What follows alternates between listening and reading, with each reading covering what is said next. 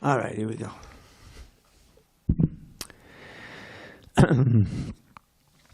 Jaya Radha Madhava Kunja Bihari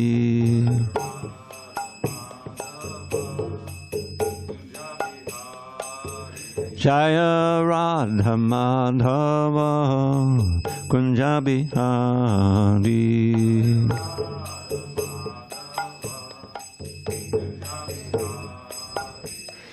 Gopi Jana Vallabha Girivardhari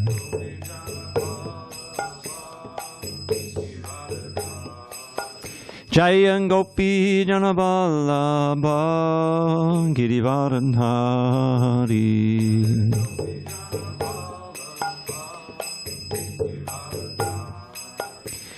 Yashodanandana Bhajana Ranjana Yashodanandana Bhajana Ranjana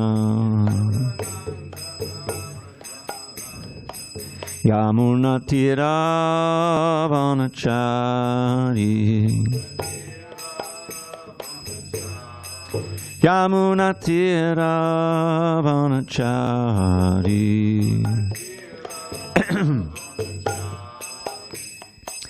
Hare Krishna, Hare Krishna, Krishna Krishna, Hare Hare, Hare Rama, Hare Rama, Rama Rama, Hare Hare.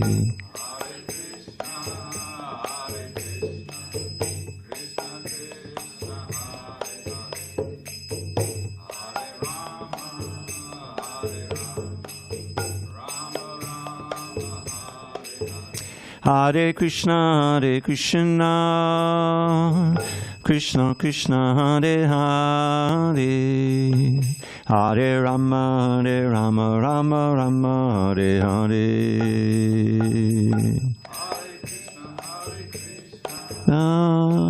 Krishna Krishna, Hare Hare, Hare Rama, Rama Rama.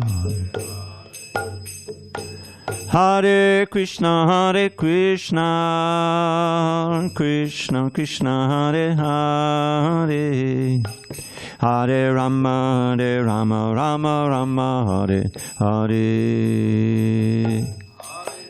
Hare Krishna, Krishna Krishna, Hare Hare, Hare Rama, Hare Rama, Rama Hare Hare.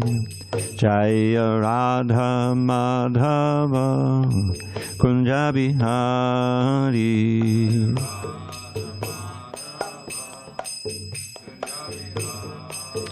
Jaya Radha Madhava Kunja Bihari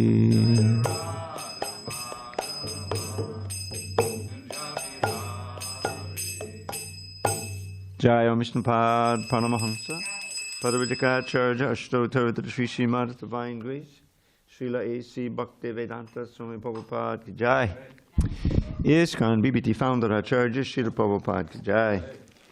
Jai Om Viṣṇupāda Paramahamsa Padavajikacharya Ashtottara Sri Srimad Divine Grace Srila Bhakti Siddhanta Saraswati Thakur Ki Jai. Ananta Koti Vaishnavinda Ki Jai. Namacharya Srila Haridas Thakur Ki Jai. Srimad Bhagavad Gita Ki Jai, Samaveda Bhaktivinoda Ki Jai. All glories to the assembled devotees. All glories to the assembled devotees.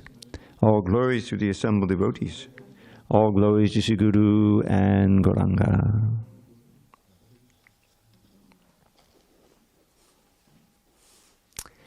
Om Namo Bhagavate Vasudevaya. Om Namo Bhagavate Vasudevaya. Om Namo Bhagavate Vasudevaya. Okay. All right, just give me a second here. On this 29th day of April 2024 in San Diego, we're reading from Srimad Bhagavad Gita as it is, translation and commentary by His Divine Grace, A.C. Bhaktivedanta Swami Prabhupada. We are in chapter 7, entitled Knowledge of the Absolute, text number 6, near the top of page 311.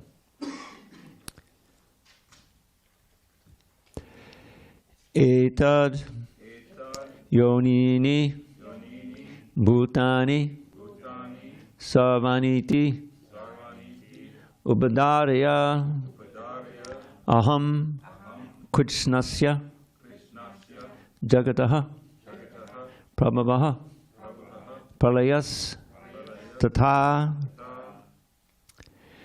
Etad Yonini Bhutani Sarvani Chubadharya Aham Kṛṣṇasya Jagatah Prabhavak Pralayas Tatha.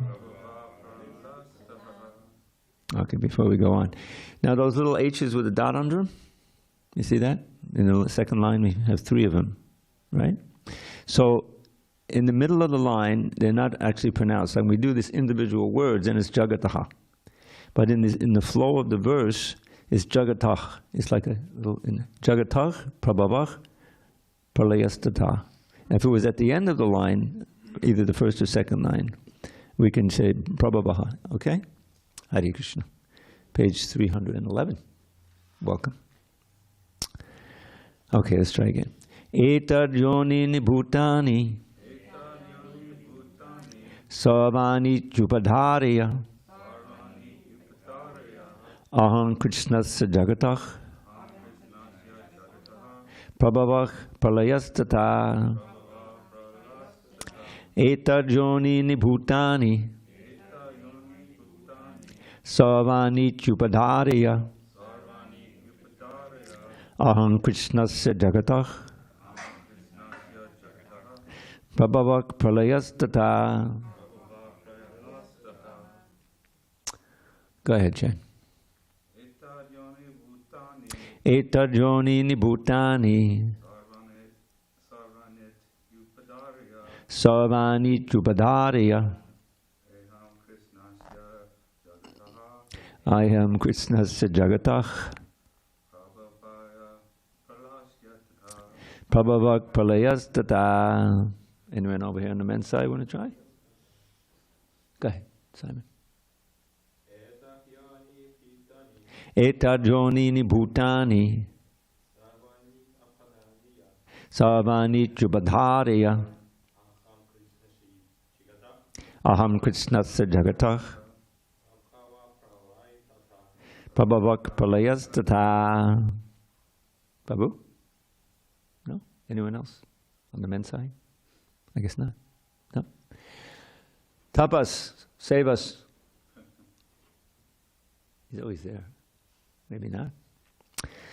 All right, word by words. Etad, these 2 natures, yonini, whose source of birth, bhutani, everything created, sarvani, all, iti, thus, upadharya, no, aham, I, Kṛṣṇasya, all-inclusive, jagataha, of the world, prabhavaha, the source of manifestation, pralayaha, annihilation, tata, as well as.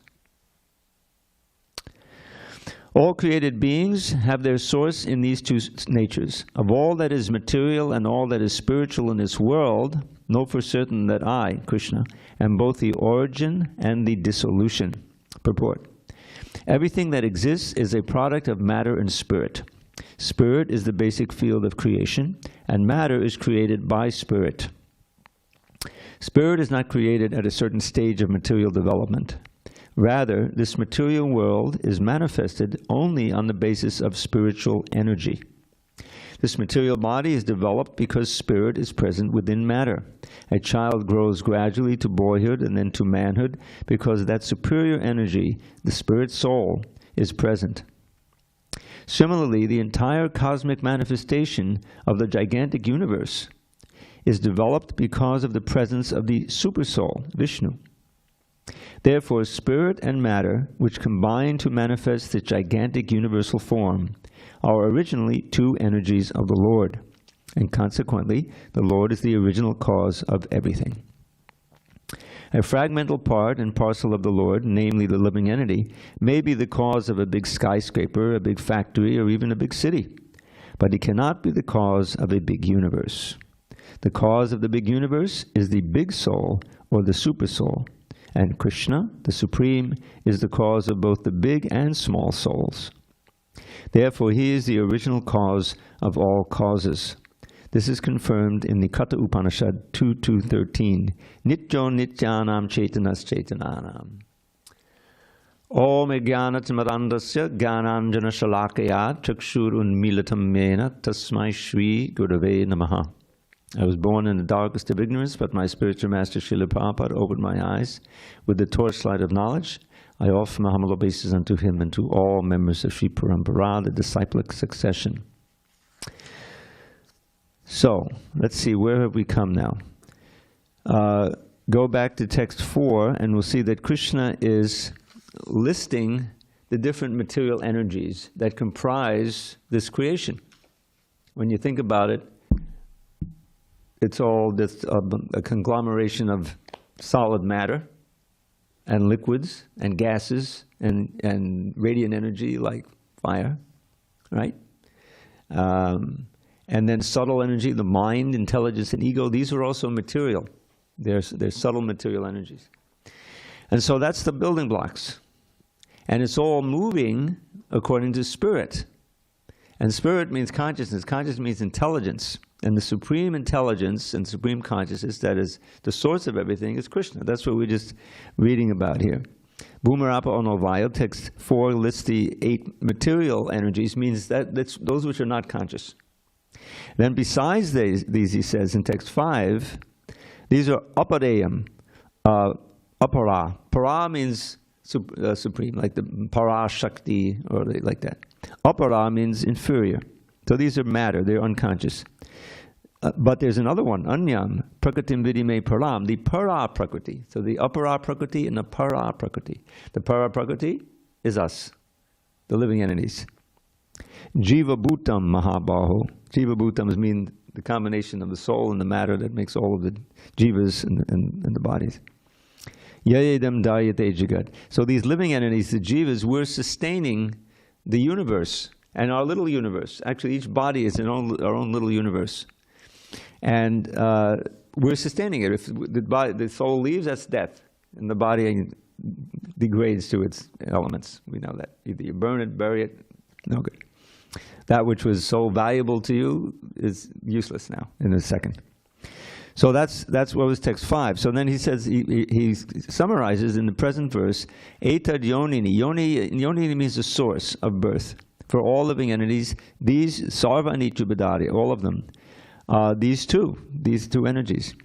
Aham Kṛṣṇa jagatak. These are my energies. They're Krishna's material energy and the spiritual energy. So, therefore, Kṛṣṇa means all. I am the source of everything in this universe, which is just made up of these energies. Both the creation and the destruction. Pralaya means there. And what happens when this universe is destroyed? We get the big picture, not in the Gita so much, but Bhagavatam and others, that Krishna himself, he's in Goloka Vrindavan.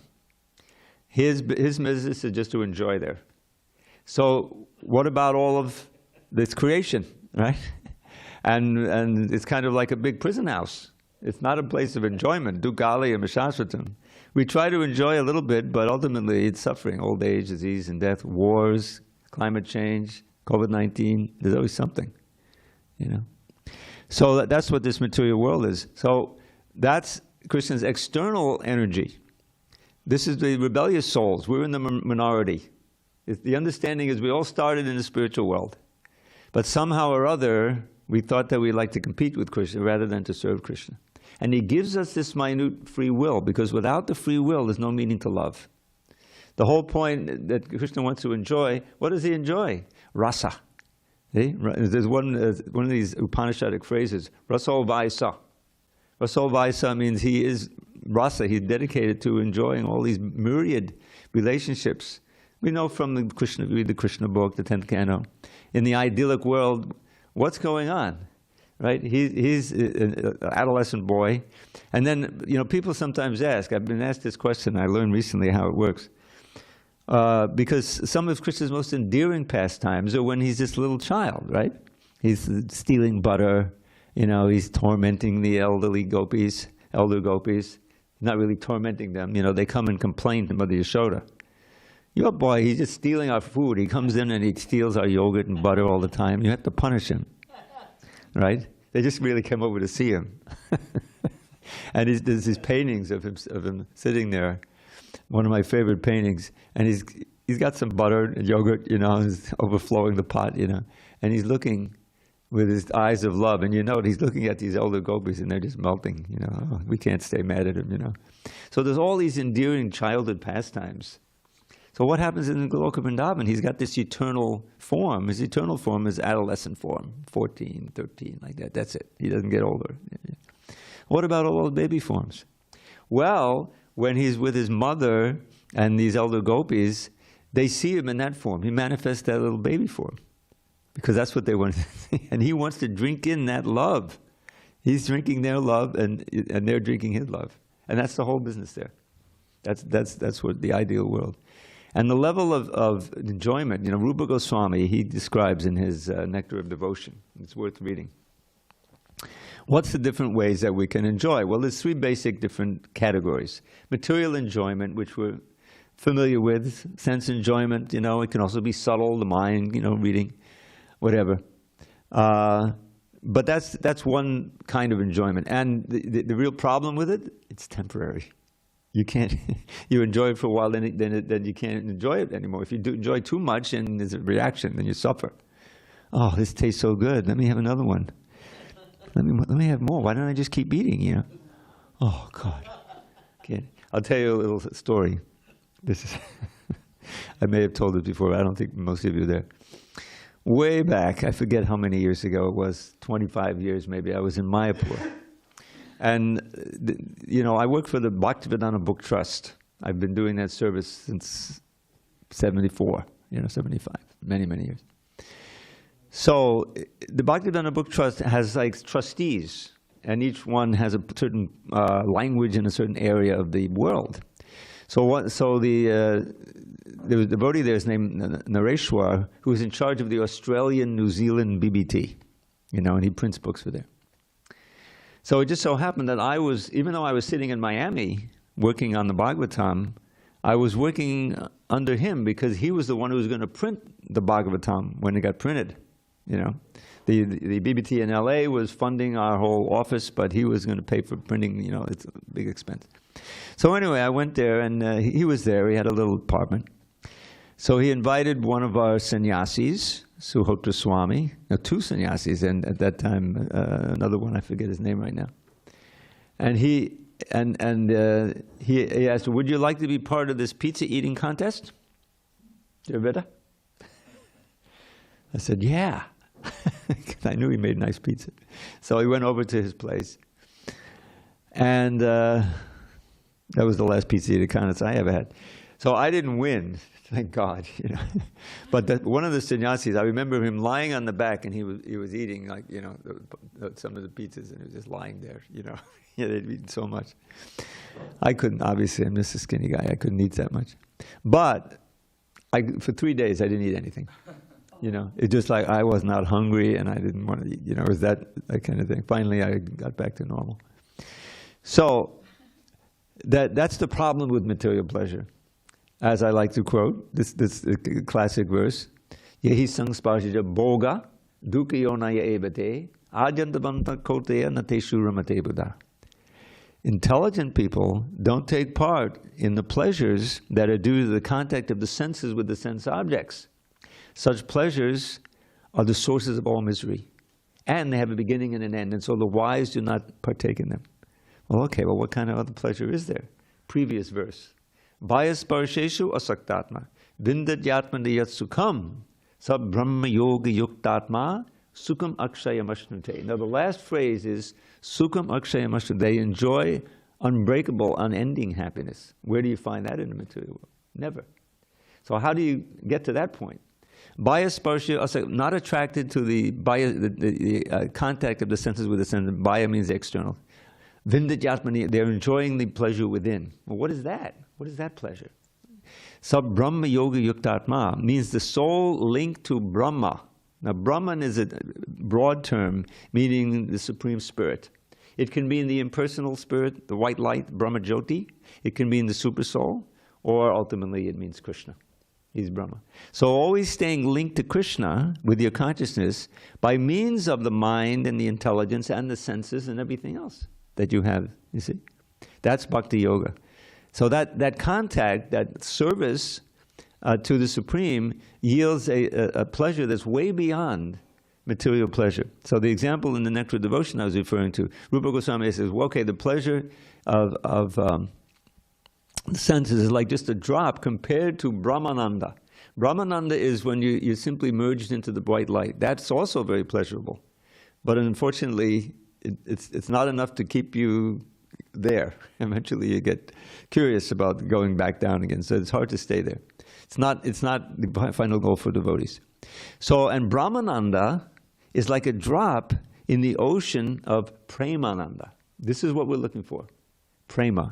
The final goal of this whole bhakti process is pure love for Krishna. It's not you getting set up on a spiritual planet of your own or anything like that, you know. It's just reawakening your original, ever-existing love for God, which is now buried, which is now inaccessible to us because we've covered it. And it's being expressed through love for matter and even material love, which is also tragically temporary. You know, you may be very much in love and you have a nice family and the kids and everything, but it's temporary. You know, just by time, they die, you die, they grow up and, you know, whatever. So that's the problem with it. You know, it may be very ideal at a certain point, but time will ruin it. But there's no passage of time in the spiritual world. I'll share with you a very nice verse. This is from the Brahma Samhita. Brahma Samhita more or less means the song of Brahma, which he sang at the beginning of, before creation, after he'd meditated for thousands of years and realized Krishna. You know, really, Krishna gave him a revelation of the whole spiritual world. So there's these two verses. They're kind of a long meter, but it's a sweet meter. The meters all have names. This is called Shikarini, which means a mixture of yogurt and sugar candy. I swear, Prabhupada says it in a purport. So that's the meter. It says, Shriya Kanta Kanta Padamaparusha Kalpatadavo Dhumam Bhumishchindamanaganam Mahito Yamamatam Kata Ganam Nacham Kamanam Apivangshi Priyasaki Chedanandam Joti Padamapitadasvajamapicha Sayatrakshirabdi Sravadisarabim Jasta Sumahan Nameshadhakyova Vachadinihiyatra Pisamayak Paje Shwetadvipam Tamahamiha Golokamitiyam Vedantaste Santakshidivadachara Katipaye. So what does it mean? Shriya Kanta, Kanta Padama Purusha. So there, the Supreme Beloved is the goddess of fortune. Many goddesses of fortune, but it's God. Shriya Kanta. Kanta means the beloved. The word Kanta means darling, you know, for Krishna. That's one of the names. Kana in the Bengali. Yashomati Nandana Brajabadana Gokula Gamindana Kana. Kana just means darling.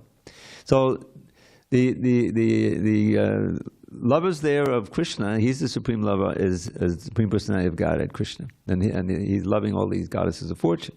Kanta Padama Purusha, the Supreme Person. Kalpatarava, all the trees there are desire trees. They're not ordinary trees. They live forever. And you can go and you want any fruit, ripe fruit, that you want, you can get from the tree. You want mangoes, you get mangoes. I would probably go for blueberries because I'm into blue. Apples, whatever. And they're fully conscious. Everything is fully conscious there. The land, the water, the trees, you know. So they're performing their service by, you know, giving Krishna's fruit for his pastime. Kalpatadabo Druma Bhumish Chinda. The land is not ordinary land. It's Chintamani gem. Chinta means alive, conscious. Money, M-A-N-I, is the word for jewels. It's Chintamani. So it's a very special land. All the walking there is dancing. All the talking there is singing. And one can always hear Krishna's their flute being played in the distance, you see. Priyasaki. And Chidanandam Jyotir, everything and everyone is glowing with this blissful effulgence, Chidananda Jyoti. And you can taste that in the spiritual. Where you go there and there's all of these cows, the Surabhi cows, and they're so happy that they're leaking milk. You know, they're more than just the milk that they're milk. There's milk all over the ground. So it says, Sayatrak Chir Abdi means an ocean of milk. Swabadi Surabhibhya, Surabhi cows. And then, this is a key line. So, Nimesharak Yova Vajani, not a half a second passes away there. There's no passage of time. There's the eternal present. So nobody's getting older. Nobody's moving away. Oh, we got to move away for another job. No. It's not like that. It's the eternal present, you see. Everyone's in their constitutional business. And then it says only a few great souls on this planet know about this supreme planet. But that's Krishna's original planet. And he doesn't leave there. So what happens? How does this world come about? So Prabhupada explains a little bit in this purport. There is through the expansions of Krishna for the creation. Why is there a creation? Because there are certain rebellious souls who don't want to participate in Krishna's dance. They want to be the center of attention. So that's us. So we've been wandering, we don't know how long in this material world, different bodies and so forth. Now, in the human form of life, we have the chance to understand the science of bhakti and to become purified and reawaken our original love, which is always there. Nitya Siddha Krishna Prema Sadhya Kabul Noi Shabal Nadi Shuddha Chitte Karayehudoy. This is a verse by Lord Chaitanya. Krishna in his form is Lord Chaitanya. He's teaching Sanatana Goswami, his prime disciple, in the Chaitanya Charitamrita. And near the beginning he says, Nitya Siddha Krishna Prem, the eternal perfection of love for Krishna, for God, is always there in the heart of the living entity. It's not something that has to be brought from outside. And so how do we realize it? Shravanadi Shuddha Chitte, by the process of bhakti, beginning with hearing, chanting, remembering, and all the 9 processes. You purify the heart so that eventually it awakens. You awaken to it. It's natural, you see. And once you reawaken to that, you never want to give it up. So, oh, how could I be so foolish to have left it? You know? So, but Krishna now is speaking about the material world, because this is where we are. We have to start with where we're at. And what he's going to teach us here is how we can be conscious of him even in our daily life. Because after he explains about now the lower energy, material energies, 8 energies, the superior energy, living entity, and he says, I'm the source of it. All these 2 energies constitute the material world, and Krishna is the source of all of it. And then he's going to give this key verse. We should get to this verse 7 tonight. One of the several verses where he says, I'm the source of everything, you know. And then he's going to say how these energies interact. We're so familiar with it. The taste of water, the fragrance of the earth, the fragrance of anything, sound and ether. When do we not encounter these? So he says, I am that because I'm the ear which you're hearing. I'm the source of the sound, you see. These are all my energies. So when you hear anything, what to speak of the holy name, or when you taste water, you can remember Krishna. Oh, Krishna, I remember that Gita verse. Oh, now I can remember Krishna. See? So that's the whole point, is to arrange your life in such a way that you can remember Krishna more and more, and also to engage in service so that we're pleasing Krishna, and then within our heart, he's reciprocating. And so you can begin to experience this pleasure all the time. It's not dependent on some material arrangement. It's dependent on your consciousness, you see. So that's what's going on here. And because the whole idea is we have to get to the point of always remembering Krishna. Because you never know when that last moment is. At any time. Padam padam yan vipadam. There's danger at every step. So we need to be ready. And ready is to increase our Krishna consciousness more and more. Okay, any comments, questions on these points? Yes, Prabhu. Could you give him that mic? Because we have some people online. I'm curious about the pizza eating contest. Uh-huh. It sounds as though it's a connection to material pleasure. And there was 3 or 4 of you, so I guess that's kind of interesting. And 2 of them were sannyasis. I was just a brahmachari, you know. It was a little bit of Maya there, but after all, it's Mayapur. I mean, I'm just kidding. Yeah. No, I was a little bit sorry that I participated after it was all over. But it's not unheard of. But usually it's among the brahmacharis, like the first few weeks you're there, and you're introduced to glubjamins, which are like these addictive sweets, and Prabhupada called them sweet balls. He always had a bucket of sweet balls at the door. If anyone's a little in my, take a sweet ball, everyone gets happy again. So they'd have sweet ball eating contests among the brahmacharis. I never did that, thank God. Can you imagine eating 60 sweet balls? Anyway, it's usually that that's tolerated. In your first few weeks where you're trying to give up all of these sense gratifications. It says, okay. So Prabhupada's such a genius. He taught devotees how to cook, and he himself was an expert cook, and that was like a release where you're working all day. You're going out and doing books and hard work, and then actually once a week the Sunday feast comes. And the devotees would, usually load up a little more than they needed to just keep body and soul together, to say nothing of that. I remember lying back in my bunk after the Sunday feast, and my one thought was not Krishna, it was that never again. Never again, Next Sunday, same thing happens. But after a certain time, you kind of cool it out, and you just take what you need. You have to come to that point, otherwise it's very hard to advance. So it was a little bit of a deviation there. But after all, it's Mayapur. Go take a dip in the Ganges,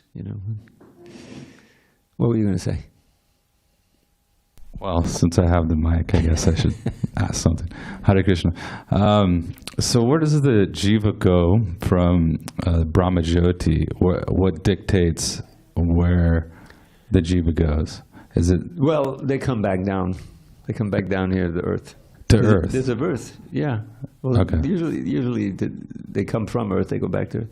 There's a verse that Prabhupada always quoted this connection, and it's originally spoken by the the demigods who come down in secret when Krishna is about to take birth in the dungeon of Kamsa.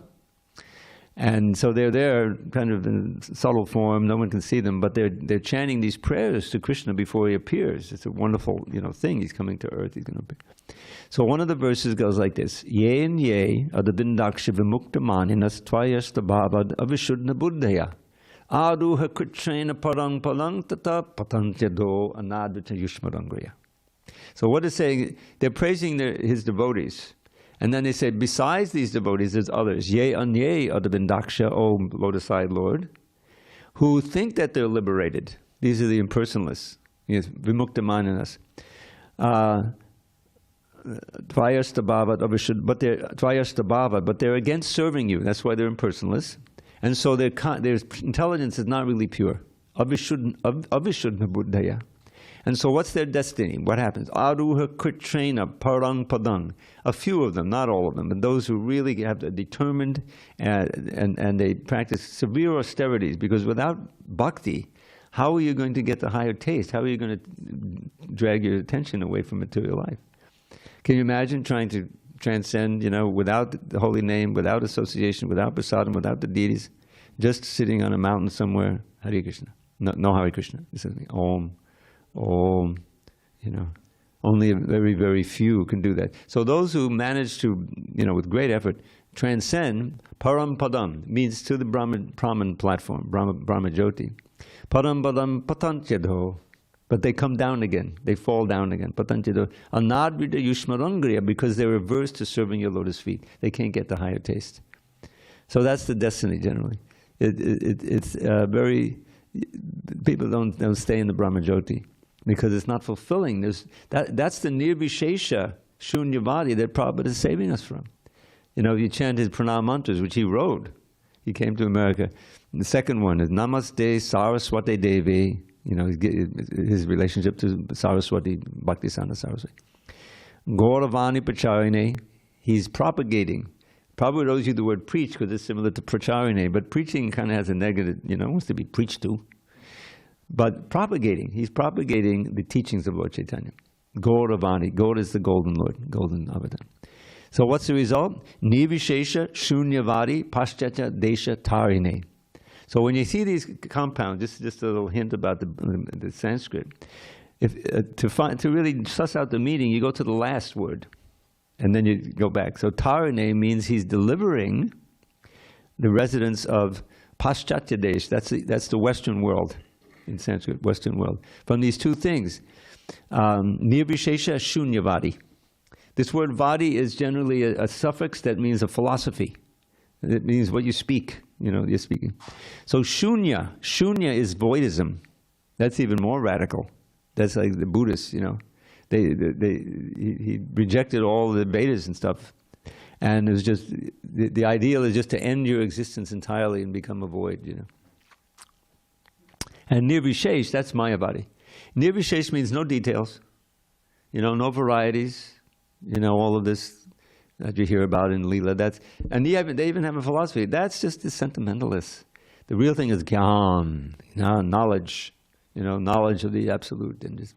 So nirvishesha means homogeneous. That's the white light. Prabhupada is saving us from that. Saving us from those philosophies and that, because you lose your way that way. That's not back to Godhead, So let's go on here, because this next verse is very important. We did Etad Yoni Nibhutani. Now 7. This is a very often quoted verse. Mattak paratarang nanyat kinchadasti danandaya maisa midam protam sutre maniganahiva. O conqueror of wealth, there is no truth superior to me. Krishna speaking. Everything rests upon me as pearls are strung on a thread. Purport. There is a common controversy over whether the Supreme Absolute Truth is personal or impersonal.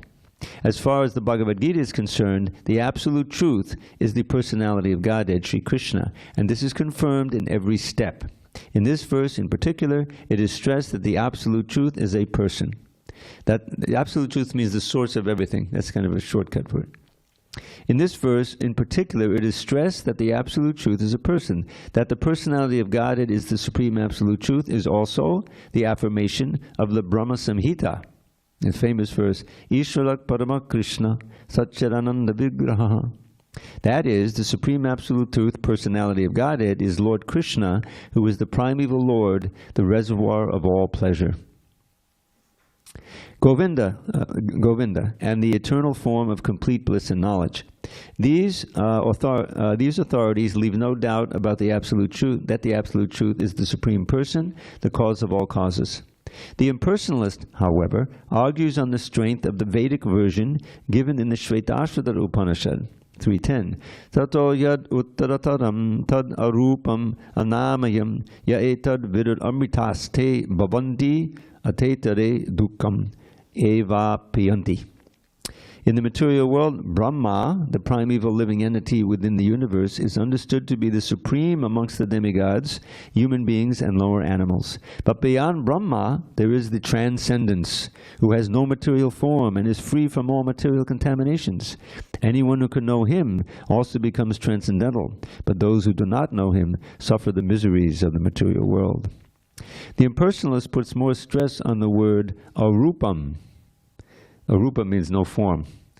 But this arupam is not impersonal. It indicates the transcendental form of eternity, bliss, and knowledge, as described in the Brahma Samhita quoted above. The word is vigraha, Satchidananda Vigraha, a form made of eternity, knowledge, and bliss. You see, we also have that form. We have to rediscover it. Other verses in the Shvetashvatara Upanishad 3.8-9 substantiate this as follows. Vedaham etam purusham mahantam adityavanam tamasak parastat tameva viditvati mityumeti nanyak panta vidyate yanaya yasmat padam napadam asti kinchid yasman naniyo no jayo sti kinchit Vriksha iva stabdho divitishtatyekas tenedam purnam purushena sarvam. I know that Supreme Personality of Godhead, who is transcendental to all material conceptions of darkness. Only he who knows him can transcend the bonds of birth and death. There is no way for liberation other than this knowledge of that Supreme Person. There is no truth superior to that Supreme Person because He is the supermost. He is smaller than the smallest, and He is greater than the greatest. He is situated as a silent, He is situated like a silent tree, and He illumines the transcendental sky. And as a tree spreads its roots, so He spreads His extensive energies. From these verses, one concludes that the Supreme Absolute Truth is the Supreme Personality of Godhead, who is all-pervading by His multi-energies, both material and spiritual. So this is the key verse, is Mattak Partanang Nanyat. There's no truth superior to me. Everything is strong. And the point is often made that when you have a really nice pearl necklace, you don't see the thread, you see? So similarly, Krishna is holding everything together, just like the Supersoul. We don't see the Supersoul, but it's only because there's a Supersoul that everything is held together. And when the annihilation comes, then everything is merged back. There's huge fire, there's huge flood, something like what we have already in California. Little annihilations. They had a city up here. Remember Paradise? Completely annihilated by fires a few years ago. Yeah, people died in Northern California.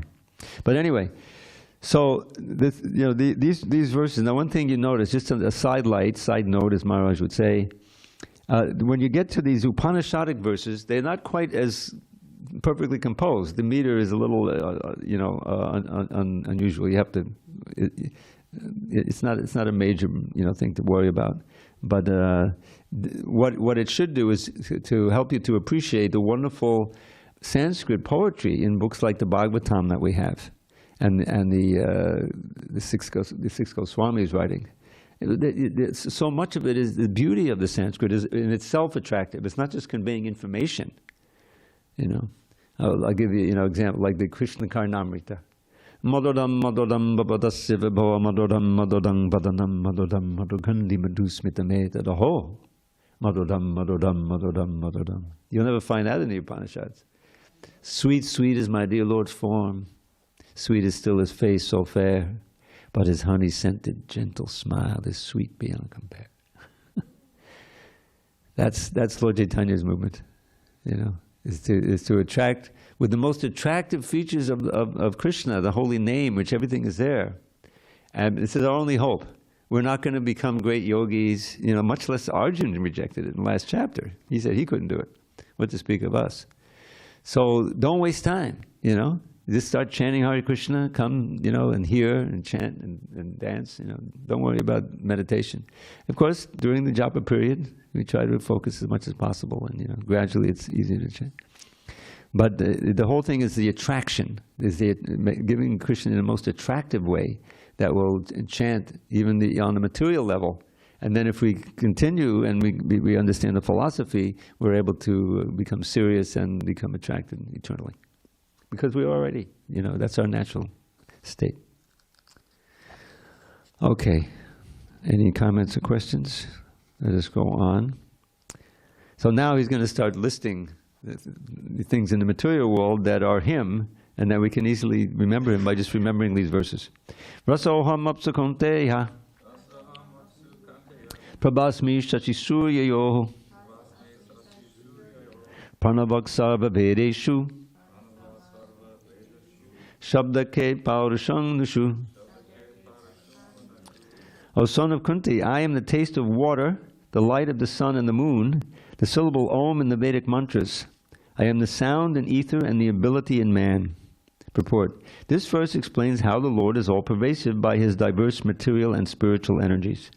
The Supreme Lord can be preliminarily perceived by His different energies, and in this way He is realized impersonally. As the demigod in the sun is a person and is perceived by His all-pervading energy, the sunshine, so the Lord, although in His eternal abode, is perceived by His all-pervading diffusive energies. The taste of water is the active principle of water. No one likes to drink seawater because the pure taste of water is mixed with salt. Attraction for water depends on the purity of the taste, and this pure taste is one of the energies of the Lord. The impersonalist perceives the presence of the Lord in water by its taste, And the personalist also glorifies the Lord for his kindly supplying tasty water to quench man's thirst. That is the way of perceiving the Supreme. Practically speaking, there is no conflict between personalism and impersonalism. One who knows God knows that the impersonal conception and the impersonal conception and the personal conception are simultaneously present in everything, and that there is no contradiction. Therefore, Lord Chaitanya established his sublime doctrine, Achintya Bheda and Abheda Tattva, simultaneous oneness and difference. The light of the sun and the moon is also originally emanating from the Brahma Jyoti, which is the impersonal effulgence of the Lord. And Pranava, or the Omkar, that Om sound, transcendental sound in the beginning of every Vedic hymn, addresses the Supreme Lord. Because the impersonalists are very much afraid of addressing the Supreme Lord Krishna by his innumerable names, they prefer to vibrate the transcendental sound Omkar. But they do not realize that Omkar is the sound representation of Krishna. The jurisdiction of Krishna consciousness extends everywhere, and one who knows Krishna consciousness is blessed. Those who do not know Krishna are in illusion, and so knowledge of Krishna is liberation, and ignorance of him is bondage. And that's why this Bhagavad Gita is so important, get knowledge of Krishna. So I want to leave a little extra time. 4, 6, how many we got here? 8. Well, you see this? This is Nrsimha Pavitram. This was at one point hanging on the neck of the Nrsimha deity in Mayapur. And they make these of silk, you see. And on Ekadashi, they put these on, and this is a small one. They also have bigger ones. So I forgot that I had like a bag of these at home. So it's time to distribute them. Yeah. And now I'm just worried if I have enough of them. Because I promised you one, and I can't, you have to, if I give this to you, you have to promise to put in some Lakshmi into the pot there. $2. That's what it costs. She already paid. So you can get yours. I want the one that you wore for class. Huh? I want the one that you wore for class. Okay. Like, just, like, thank you. I didn't think you were going to go for that. Thank you. So let's see how many I have. We have 2, 4, 6, 7. Oh my God. 3, 4. I love it. 5, 6, 7. See, this is Krishna's arrangement. There's just enough for everybody. But you have to promise either tonight or soon to deposit $2 in the hundi. That's what it costs. Okay? She already gave her $2. So why don't you come up and get your pavitram? Now you wear these, and these help to give protection. They're worn by Nrsimhadev. Wow. Yes. How long have you had them then? Huh? I've had them for about 15 years at least. Wow. How do you vote for them? They have good energy then. Thank you so much. I don't know if that has anything to do with how long I've had them, but they're definitely good energy. They've been worn by Nrsimhadev. I have a question. Power. You don't want to wear stuff like this into the bathroom, right? What do I Yeah, don't wear them in the bathroom. What do I do when I'm at the airport? When you're at the airport? If you're traveling and you have your Java beads in this, do you just find somewhere to put them? Yeah, you try to do that. Yeah. And if If not, then bury them in a pocket somewhere in your pocketbook so they're covered, you know. But that's not the best thing. All right. So we're all protected now. Hare Krishna. And we have time for a few poems. Okay. So let me see if I can get through it. This is a wonderful prayer, 8 verses about the holy name. It was written by an associate of Bhaktivinoda Thakur, who is our Param Guru's father, Bhaktisiddhanta Saraswati's father. He really resurrected Gaudiya Vaishnavism in the 19th and early 20th century with that very key figure. He's on the altar there, one of our acharyas. So, and it was written by an associate of his named Sri Kanta. For many years we didn't know who wrote it. It was by anonymous. But then they found the manuscript, and it's actually 100 verses, out of which 8 were picked, maybe by Bhaktivinoda Thakur. So these are those verses. They become famous as the Kevalashtaka, and you'll hear when you hear the Sanskrit. I'll do 1 or 2 Sanskrit. So it starts like Madaram Madadevyopi, Mangalebyopi Mangalam, Pavanam Pavanebyopi, Hare Nama Anukirtanam. Excuse me. Hari Nama Eva Kevalam. Hari Nama Eva Kevalam. Of sweet things, it's the sweetest you will taste at any time. Of things that bring good fortune, it's the perfect paradigm. Of things that purify, it purifies most powerfully. The holy name of Shri Hari is surely all that be. From Brahma's realm atop the sky, down to the lowly grass, illusion reigns in Maya Devi's treacherous morass. The truth, the only truth, the name of Shri Hari. The holy name of Shri Hari is surely all that be. Of course, Hari is another name for Krishna. Okay. Then it goes, he's the guru, he's the father, he's the friend most true. And she's the real mother who most kindly teaches you to always chant and hear the holy name of Shri Hari. The holy name of Shri Hari is surely all that be. Remember that our final breath may come at any time, no matter if we're old and sick or in our youthful prime. So young and old alike should chant the name incessantly. The holy name of Shri Hari is surely all that be. Lord Shri Hari forever dwells wherever devotees, whose hearts are fixed in him and free of all impurities, uplift their voices high and sing his name in ecstasy. The holy name of Shri Hari is surely all that be. Alas, what sorrow, what great pain, the worst calamity for people to forget the holy name of Shri Hari. Although the name's a priceless gem, mere broken glass they see. The holy name of Shri Hari is surely all that be. Just fill your ears, just fill them with the name of Shri Hari. Just chant the name with all sincerity. Just sing the name, just sing the holy name eternally. The holy name of Shri Hari is surely all that be. It makes this world appear like bits of straw upon the ground. Resplendently it reigns supreme, divinity and sound. It's filled with transcendental bliss and peerless purity. The holy name of Shri Hari is surely all that be. Inspired to glorify the holy name of Shri Hari, Sri Nilakanta wrote this hymn in Sanskrit poetry. I pray that those who hear this lowly version made by me will chant the holy name of Shri Hari in ecstasy. Hare Krishna. I like that one. All right, so we have a minute or two left. So here's a nice little meditation. It says, Udari Katamundadi, this is Rupa Goswami. Udari Katamundadi, Bangam, Navadadadikidano, Sadangam, Hubati Vadaya, Mananatadangam, Pranamatayaman, Tatikatadangam. His flute emanates entrancing sounds for the girls whose love for him abounds. Bow down to the cloud-complexioned Lord who's dancing upon the Kalindi shore. Kalindi is another name for the Yamuna, you see. And then a couple of little mottos, it says, sense pleasure is a dream, Krishna supreme, the aim is prem, and the way is the name. Got it? Don't love the body, just a bag of flesh and blood and bone. Give up your sense of ownership for wife and kids at home. At every moment see that this world totters on destruction. Become detached and learn to love the Lord without obstruction. Oh, here's real important. Every body dies. Nobody dies. Wake up and open your eyes. You're not that body, you're a pure spirit soul. Chant the holy name and attain life's goal. All glory to Srila Prabhupada. Hari Hari.